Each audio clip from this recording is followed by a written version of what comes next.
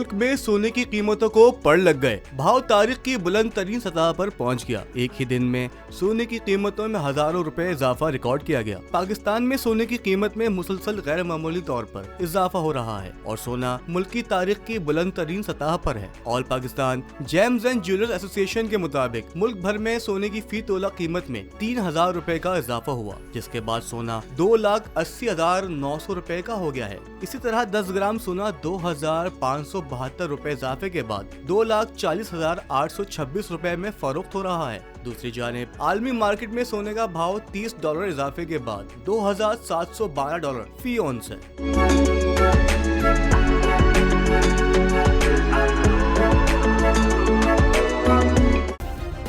Subscribe करें और bell दबाएं ताकि कोई खबर रह न जाए।